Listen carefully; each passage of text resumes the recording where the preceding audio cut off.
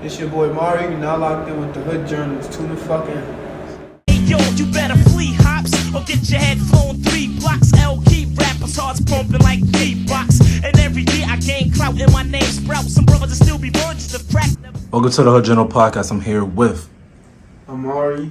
Yes sir, yes sir. Amari, thank you so much for being a part of my platform. I like to give my guests a thousand appreciation for sort of every interview.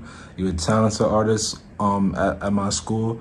Feel me? Outside of the music, outside of my platform, I've been able to develop a relationship with you. You know, playing ball, you always support what I got going on. Always show me love, positive guy whenever I see you. Feel me? And you helping me bring the Hood Journal to Oswego. Feel me? Helping me be able to do more interviews with more talented people.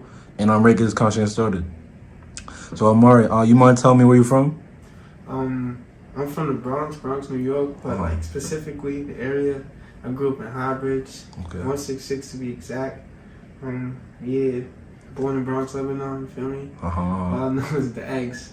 I lived in Jersey for like a couple years, but the X is always home, you feel me? I bet. Amari, for you, what was it like growing up in the Bronx? What was it like growing up for you on the bridge? It was like, I wouldn't change it for nothing, you feel me? Like that community we had, like, this was like before like we had like A-Boogie or Cardi B, so like everybody was just together. Like, you feel me? It still is like that now, but it's different. But like back in the day, like, you feel me? You come outside, you got the icy man right there, you feel me? Cocoa mango cherry, rainbow. You got the water ice there. The shave ice. Yeah. And then you got the ice cream truck come around. You got niggas in the park. Like, it's just a community. Then you already know, like, everybody. If something happens, everybody's gonna be there. Like, it's just one for all. Like, you feel me? Right. What was the biggest difference in Highbridge that you noticed before A-Boogie got lit and after? Now, like, before, for me, it was more so like unity as in a whole.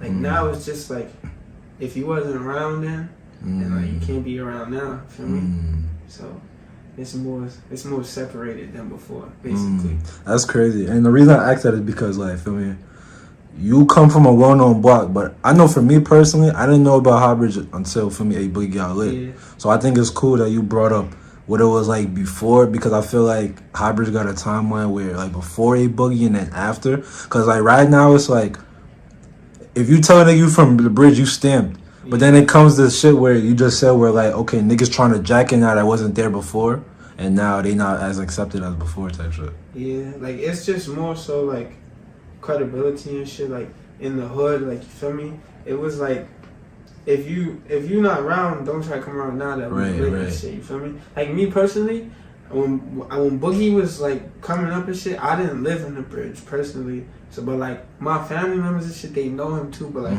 I won't even, like come around and, like, if I tell you I'm from the bridge, you go, yo, you know A-Boogie? I'll be like, nah. I don't know him personally, but, like, my family know him, but I'm not gonna be like, I know him because, like, that's some dick riding shit. Right. Basically, but he cool, like, he come around, he not Hollywood, he support the hood, you feel me? He fixed our courts across the street from the crib, like, he have Highbridge Day, he pull up, give kids money, like, he not Hollywood, and I respect him for that. Right. What's it like to see an artist of his caliber coming for the hood, like, giving back? What is it like for you?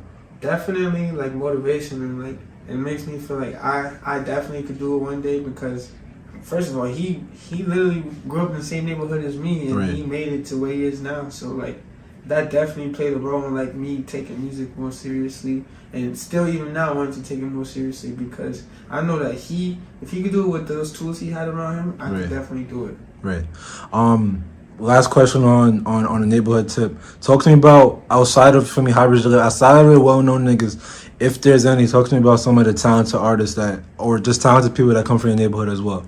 I'm not gonna lie, it's like one of our most famous, like, homeless people, like, he walks around with quarters in his ear. Oh no, like, what? And it's a quarter this year, but a lot of people don't know he was actually, like, tried out for the New York Knicks and made the roster, but he had, like, drinking problems and all that got into his, like, it affected his, like, career. So, like, if you see him now, you just think, like, oh, that's a bum, like, that's a bum ass, you know, some shit like that. Like, but he actually, back in the day, he was nice with The Rock. Like, for me, he had his time, and then, like, it's some other nigga I knew like since a youngin', my son Bobo. Okay. It's like he had a chant you can't spin on your head like Bobo. You'll get light. Like my son was really nice with it. Like he probably was one of the reasons I started getting light too. Like oh, okay. You know me? Say that. I want to ask a question about the homeless nigga you talked about. You know his name? Actually, like nah. I know it, but like. Right. I feel it happens. And then is he still nice in basketball? Nah, but like you could tell like from he just got a little tween, but like now he's like for me he's bent out of shape, so okay. It's not the same. I bet say that. So Amari, talk to me about some of your early memories in music in terms of like, who were you listening to growing up and who were some artists that inspired you? Well, that's a good question. I come from a Afro-Latino background, so you feel me? Like I have like the Spanish influence from like Southside and all those people like Mark Anthony and Romeo, like all of them. And then you have like Michael Jackson and the James Browns and the John Legends and Chris Browns and all that. Like if you see my wall right now, it's just like a whole bunch of different artists. It's a melting pot. It's like niggas, people that niggas don't usually listen to now. That's dope. Yeah, it's literally like I just gravitate towards music because like it's always like a right song for every mood. Mm-hmm. Feel me? Like that's why I really knew music was powerful because like it'll speak better to you than somebody could speak to you to like talking. Like they're talking, but it's just with beats and rhythms and stuff in the back. But it's like getting to you because you could feel it better and you could relate to it better. You know, that's just like I'd probably say my biggest inspiration was Drake though. Okay, why Drake? Because he showed me like. Just because you're light skinned, like, that don't mean you can't do, like, what they want you to do. Like, feel me? He wanted to do, like, niggas thought he was just an actor. Right. Degrassi, you know, niggas still crack jokes on him now, but he's laughing at you on a yacht in Ibiza, and you looking at him on your phone.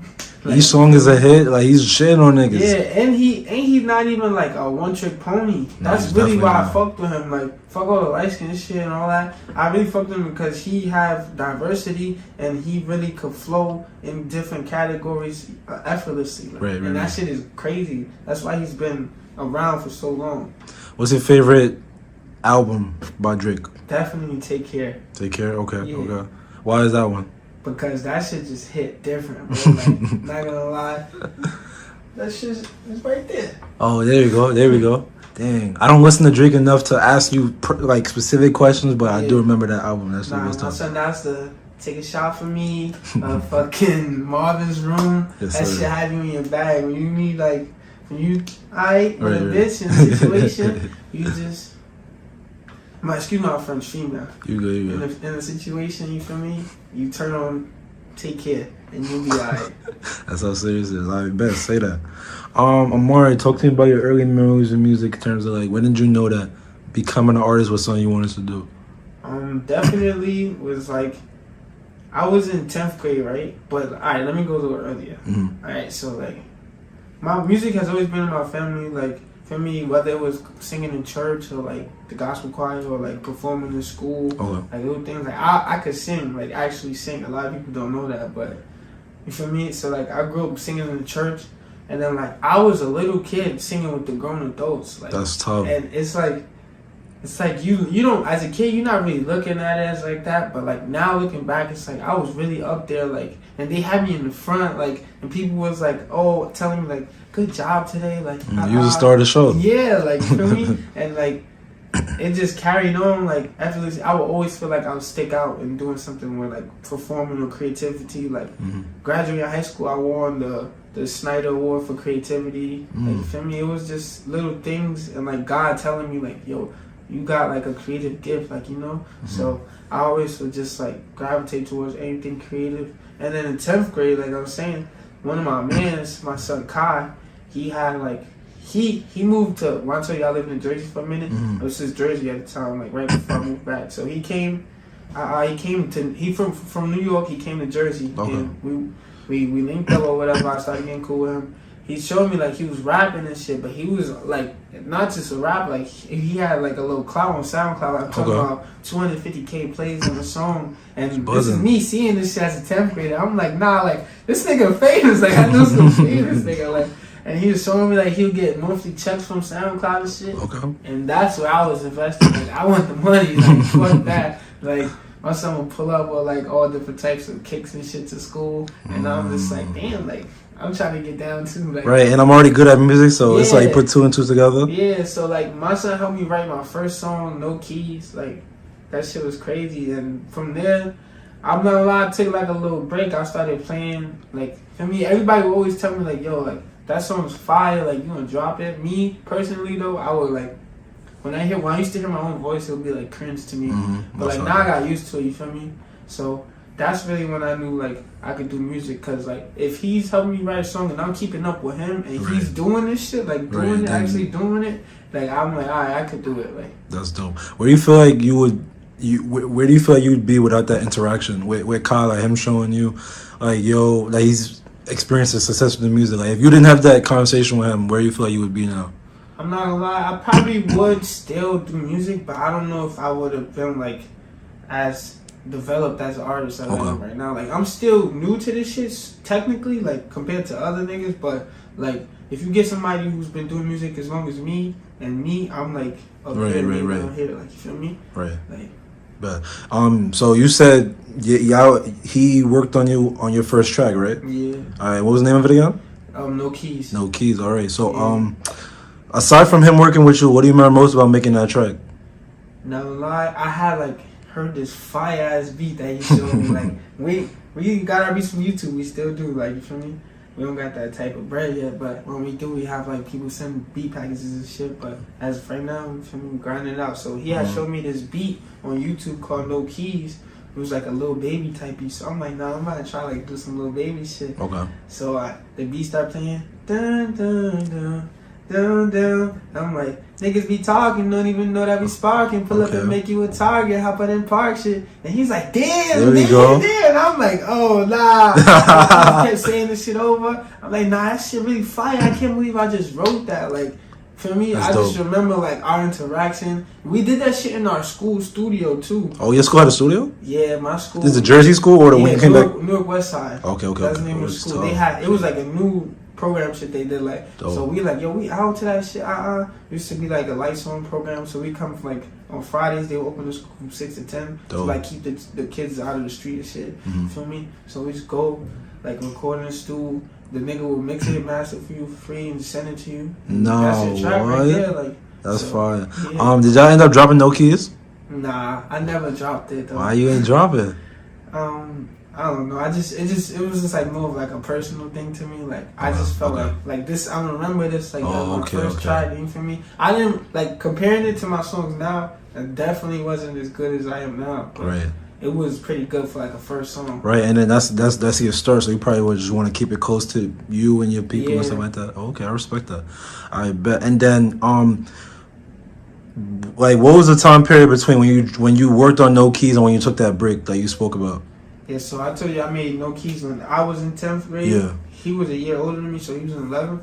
And when I left, so I met Kai Boom, and then I left back to New York the year after that. So for me, I didn't really have like when I lived in New York, all my friends, I didn't go to the same high school that they ended up going to. So I had to like be an 11th grader in new school in New York by myself. Like, you feel me? So I really was just focused on like doing what I had to do. I didn't really have like access to like music studios and shit like that at that point in my life. So I was just more focused on like figuring shit out, like what's just reintegrating yourself back into the city. Yeah, so I really was like not purposely like fuck the music, but it was like it happened. So like, and then Kai, he's from like one of the areas, and he's from Webster. Okay. So when he pulls up like all the time, so he told me like pull up to wherever I be siphoning up or whatever. He's like, yo, like how you doing with the music? And I'm like, oh shit, this thing is still on, and like I'm like, nah, like I've been playing around. And then he was like, yo, you gotta get back on your shit. Like I see it in you. I'm like, good looking, bro. Like to him, he probably like that's just him being him. But to me, I'm like to see somebody like actually like still believe in me, like from just one song. I'm like, all right. So I go back, and then that's when I started like just writing like probably like once a week.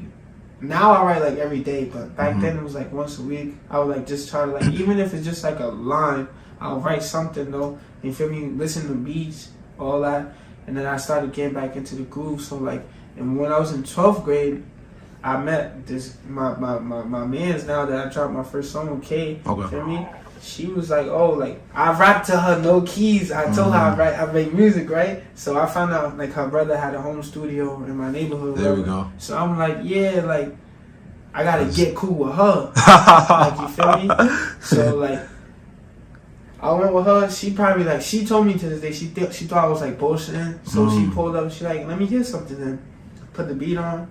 I rap no keys. Niggas be talking, don't even know that we sparking. She's like, nah, we gotta record this shit. I'm like, I ain't tell her that I had it recorded already though. So I'm like, because I wanted to see like the different production level from actually being in like a studio. You a smart nigga for that. Yeah, Smart. Like, and like actually being like just with like a home style shit. And the freaking home shit sounded better than the shit I made in school. Okay. So that was like really eye opening to me too, because I'm like, you don't gotta have all that money and shit to get to where you want to go, you feel me? Right. You just gotta have the passion for it. Right. And whatever, if you're gonna make it happen, you're gonna make it happen. You can make 1,000 excuses, you feel me? Right. That's a fact, feel me? I don't need to go to... Yeah, that's we have to go speak on it. We not go. If you know, you know. If you know, you know. I bet. So what happened after that interaction with K in the home studio in terms of like music, like what's next after that? Because feel me, you got cool with her. Yeah. You got your eyes open. Feel me, your boy Kai came back around. Yeah. He helped you get back into the music. Then now you have more resources in your neighborhood. So what happens after that? It was just like things started clicking. You feel me? Like I would say like at that point I was motivated to make more music in a way of like for myself. Like I didn't really like to this day I don't make music for nobody else but myself. Like, I make music that I would listen to. Let me say that, not I don't make music for nobody else. But I make music that I would listen to because I feel like I have good taste in music. No, you do. So yeah, when she was like allowing me to come through her crib and chill in the stool or whatever, one day she showed me a beat. It was a A-Boogie type beat. Dope. Yeah, and then I'm like, she already showed me what she had written to the joint. I'm like, I'm jacking this. This shit fire. Like, I gotta come with some shit on this. That's when we made Forever Gone. I'm like, there we go. You lied to me. Said you never ever switch sides with me. Yes, sir. Yeah, so I was just like, that shit playing back in my head and the shit. They like, nah, bro, what the fuck? That's when it's just like my head just got like big, full of ideas of like musical shit, and I'm like, yo, this is my zone. Like, this is where I belong. Like, you feel me? That after that day, like after I made that song, and then like I felt like she was more serious than me at the time because she was like, yo, we gotta buy the beat. She had got the United Masters shit for us. She was dead ass. She got a song on Apple Music, Spotify, fucking YouTube. Had the lyrics on Apple Music. Dope. I could post my shit on, you know, the little lyrics on Instagram. Right. Yeah, you can. That's shit. Dope. Like, she made it official. I'm like, nah, like I really felt like an artist. Like at the end of the song, it's like written by Amari and K. I'm like, yo, like this is dead ass me right now. That's like, dope. That shit really like. That's when I was like, alright, like this is for real, like, you know? Right. Yeah, and ever since then, I always been making music, but like, I still felt like I was in the back seat. You feel me? So like, as of lately, I've been trying to like get myself more out there. Okay, but when did you officially drop Forever Gone?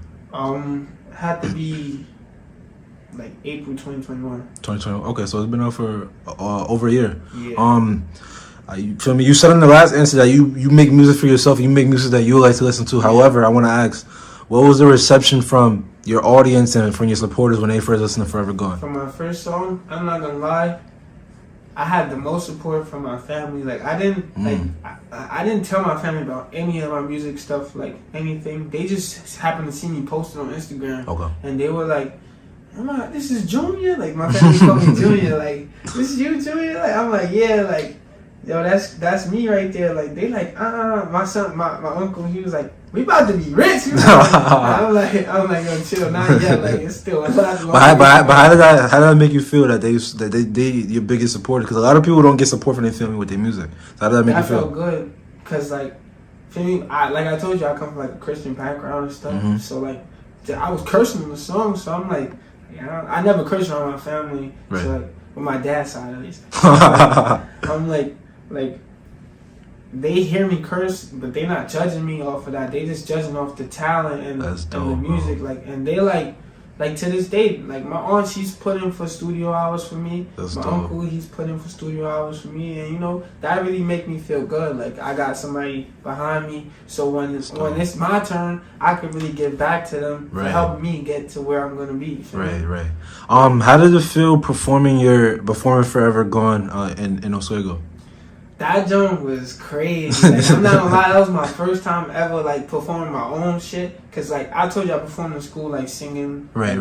Like reading like the songs. But you was performing with other people, right? Yeah, like I mean, I was like the lead singer. Okay. But I am on stage with other people. But I have sung like songs before, like by myself. But like I've done performances with groups too. But like my own music, my own shit, that was my first time. Like, and I didn't really know what to expect. But like after I did the first rehearsal thing with y'all, and like when you personally you came and said, yo, I actually fuck with this shit, like I got some confidence. I'm like, yeah, fuck it. Like then I heard the girls, they're like, oh, he could sing. I'm like, yo, like, you know, like this time whatever. Like, there we go. Yeah, bro, I'm not gonna lie, like I was jacking that song. Like it did give me like a A-Boogie type vibe. Like that's not why I just like the beat and how you float on the beat. Like it was nice on it. Like you didn't force it. Yeah, that's why I like most about it. Like I tried to, no homo, I tried to ride the beat. Like right, if you hear Little Uzi, like they're going with the beat. They're not forcing it or anything. Right. It doesn't feel forced. You just vibing, like, you feel me? Right. And that's what I try to do with all my songs. Even no matter what flow I'm doing, what style, what type of song, I'm always like riding with the beat. Like, right. You explained it a little bit before your last answer, feel me? Great song, Forever Gone. However, it dropped in April 2021. Explain why you haven't dropped since. To be honest, I'm a bit of a perfectionist. Like I like my shit to sound top tier. Like even though I don't have like the most fancy studio or whatever it may be, I try to like have like the best song I can make in the situation I'm in. Right. So like to me, sometimes I'll be like, nah, I could do this part better. Like I'm gonna fix it when I go back this time. And I have to like get myself out of that habit, because it's a good thing, but it's also a bad thing, because you know you gotta live every day like this to the fullest. Like you feel me? You never know when the time gonna go out. Right. So like just gotta get it over with. So like as of now lately, like this past summer, I've been in full grind mode, like with my music shit. Like I've been in the studio. I probably made like 15 tracks this summer. Dope. Yeah, I seen a lot. I remember when we was in the gym and you showed me the notes with all the unreleased you got. You got a lot of unreleased. I got some shit. You wanna hear something? Yeah, I'm here. But yeah, we need that, bro. Cause like, feel me, but I hear that, feel me, from what you're telling me. You're heavy on quality over quantity, but you also don't, like, I would ask, do you let it get to you in terms of like, do you let people influence you, like, yo, you have to drop, like, do you ever let that get to you? Nah, like, you feel me? I appreciate like people want to hear music from me. Like I always take that with me dearly. Like, feel me? I fuck with you for wanting to hear more of me, but like I want to give you what you like, which is what's making you want to hear more music. You don't want to bullshit. I don't want to give you some bullshit that you just like, yo, like, it's alright, like, but it's not really Amari, like, you feel me? Okay, I respect it's not that.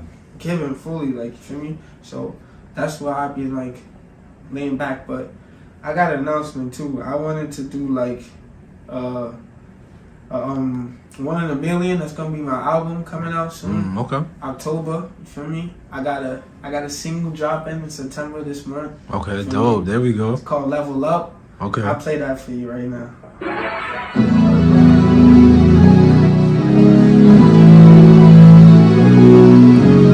It's that shit. I try to do like some more like uppity shit. That sound like some Uzi shit. Yeah, it's a Uzi type beat. Yeah.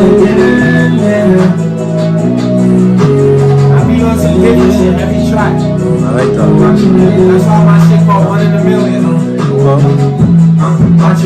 Watching me, the level up. Pull up fresh with a brand new beat. Rolling up the dash with love. I want you not to sleep on me, cause I'ma up the hammer first. I hate to compare these hoes to kilos, but they act like birds. Don't let that go out your head. Love first to the brand new me, rolling up and dazzle up. I want you not to speak on me, cause I'm up that hammer first. I hate to compare these hoes to kilos, but they act like birds. Yeah, watching me, brand new team like Captain Face. No, we don't relate. No money, no conversation. I go broke running in space. Go fuck you like greater safe. I'm riding in the interstate like the gas from outer space. Oh no, this nigga man, I fuck with so. Why you so? There we go. Something like that. I fuck with that, bro. I fuck with that. Aside from this song, what else should we expect from your first project, 1 in a Million? Yeah, literally the title just like says it all. Like it just, I just want to showcase like my uniqueness of like musical abilities. Like, you feel me? Mm-hmm. Like I have like a very wide range of like different types of music. Like from that to Forever Gone, like you can see that much of a difference in one song. Dope. That's just pretty much sums up the whole album. Like it's gonna be just like different shit. Like. I bet. We excited. We all waiting for the drop. Say that. Amari, I like to ask this question to all my guests to get a scoop of how they feeling. How's your mental health? To be honest, right now, I feel good with myself. Like, to be a first generation college student in my sophomore year, like, you feel me? It's a good feeling coming back to school. I know some of my friends didn't get to come back, some other people didn't get to come back. Like, this is a blessing that I'm definitely not taking for granted for me.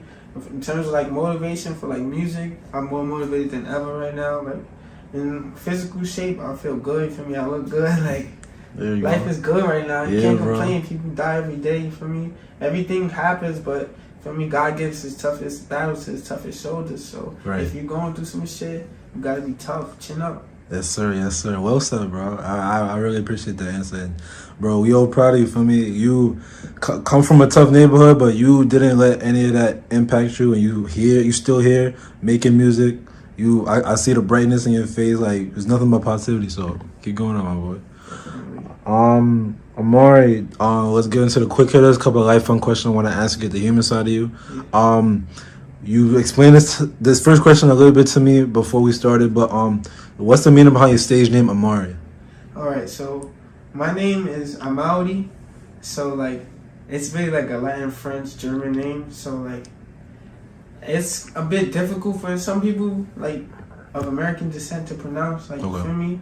So I usually like most of my time, like when I was in class growing up, like elementary school, even sometimes now in the university, like my professors would pronounce my name wrong. Mm-hmm. Like, you feel me? They would say Amari or like Amari. I done heard some crazy shit. Amari is crazy. Like, nah, I'm not gonna lie. So like the most common one was Amari. Okay. So like I'm just like, all right, I'll give like something that people could pronounce easy, and like it looks more appealing, like Amari instead of Amaurys. You feel me? So like, no disrespect to my real name, obviously that's me, that's who I am, but it's just for like business purposes, Amari. You feel me?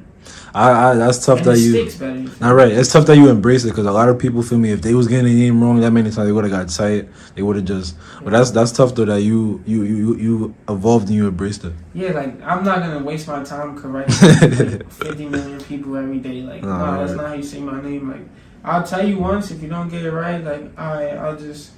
I understand. It is what it is. I bet.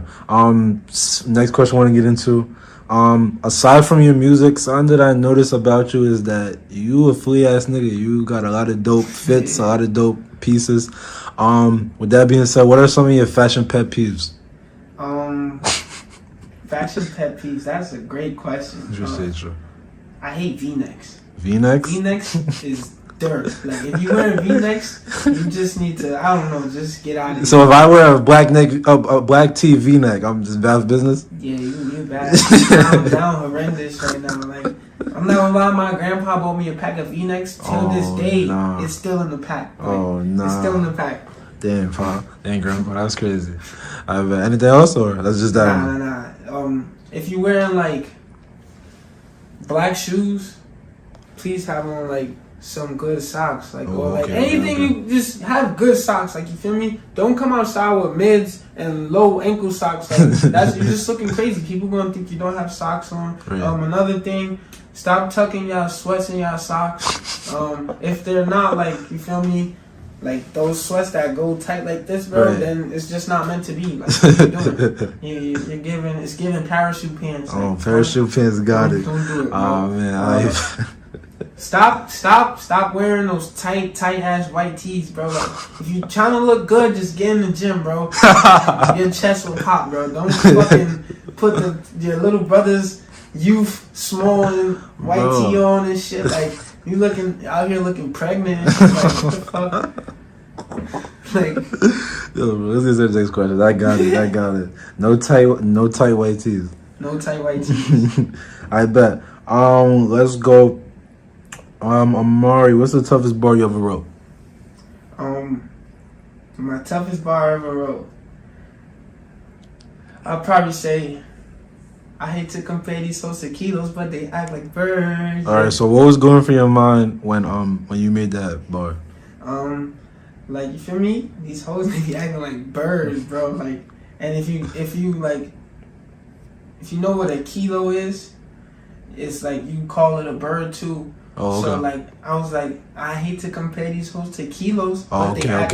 So now it makes sense, man. Because I was confused about the kilo part a little bit. Yeah, because you feel me? You know. If you know, you know. Yeah. If you know, you know. That's like a bar, like you say, you was confused. It's going to go over a lot of people's heads. And like, if I didn't just break that down, probably mad people still wouldn't know what it meant. Shit, nah, I appreciate the breakdown and shit. Okay, I turn this shit to genius. Right, I was just about to say that. Let's go. Amari, if you could have dinner with any 5 people dead or alive, who would they be and why? That's a great question. I'd have to definitely go with Michael Jackson. Just because, like, it's Michael Jackson. There's a GOAT. He got a lot to say about the entertainment business, what to do, what not to do, ins and outs, all that shit, you feel me?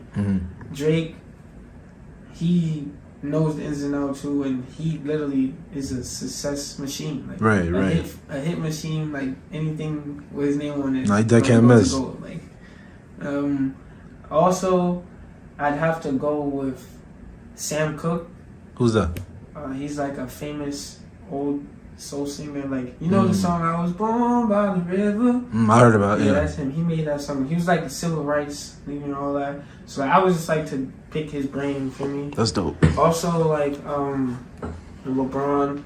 Okay. Because like, I relate a lot to LeBron. Like, he didn't really have his dad growing up and stuff, and he still persevered through all the triumphs and tribulations. He's very inspirational, bro. He's never done nothing wrong too. He's been in the spotlight for mad long. He's been in the spotlight his whole life, basically. Like, he's been in the NBA for more than half his life. Yeah, I seen that stat up there. That's crazy, bro.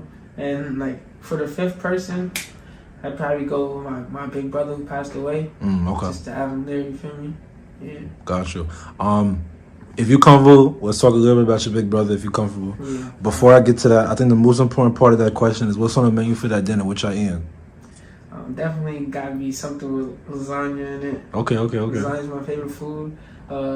Probably have like a 3-course meal or some shit like that. Say that, that's something. And then who's cooking the lasagna? You? Nah, my mom. My mom's. I bet. Say that. Got like the little sugar secret and shit. Hey man, if you get to taste my mom's lasagna, then you know you gang for real. I bet. For me, you mentioned your big brother is no longer with us. Sorry for your loss. We could just keep it brief. For those that didn't know, what kind of person was he and what kind of role did he play in your life?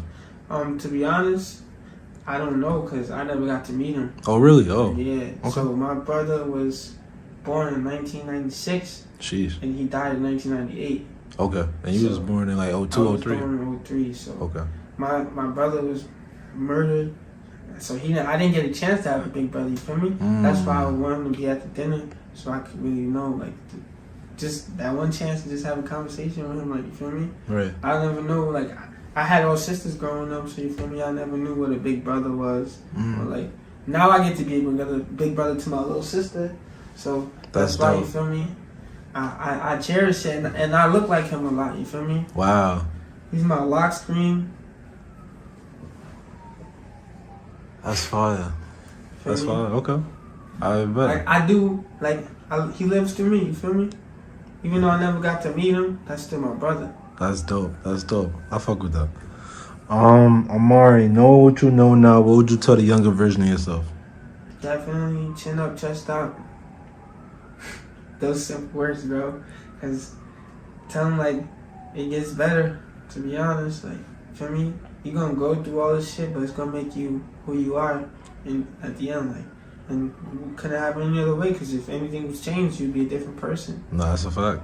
Live life with no regrets. Yeah, take every day, live it to the fullest. And what happens, bro. As long as you can be able to live with no regrets at the end. Right. Instead of saying you could have, you tried, you feel me? Right. Alright, bet. Feel me? You and me going to the same college, you in your senior year. I mean, I'm in my senior year, you in your sophomore year. What's your goals for, one, the music, and outside of the music? Like, what's your goals for this semester? Like, what is your goals for the next year, whatever, the rest of 2022? Yeah. What do you have your eyes set on? I guess for the next few months. First, music wise, I would like to like develop a fan base here, like with my fellow peers in Oswego. Like, you feel me? Just like to get like a fan base of my own. For me, have some clout or whatever you want to call it. Like just having people walking around listening to my music. One of my goals probably for this year to just walk through the halls in MCC and hear my song on that speaker. Right, that's dope. That's dope. And what do you feel you have to do to get to that point? Just like put myself more out there, get more involved in student activities and stuff, and like make sure like I'm my biggest supporter. Like, for me, if I'm not pushing my music out there, who's gonna do it for you? Like, right. For me. Gotcha. And outside of the music, what are some of your goals for the rest of this year? To be honest, just get good grades, maintain healthy relationship with like my friends that are here. Like, don't get too involved in like the wrong crowd. Probably win the intramural league or whatever, you know. I'm coming for that trophy, bro. I've been here for 4 years and I have not gotten the shirt yet. I'm coming for that. To get that, bro. I got a team lined up for this semester. There we go, bro. Yo, bro, it's you that niggas got. Bro, I remember when I first played you in the league and you told me you was a freshman. I could have sworn you was at least a junior, right? So I gotta worry about you, and then I gotta worry about these new freshmen. These niggas on some demigod shit. They could all 6'6", right? They could all dribble, shoot, play defense. Ah, man. I hate y'all niggas, bro. It was better last year. I should have just won it last year. Nah, last year Ish had that super team. We couldn't do nothing.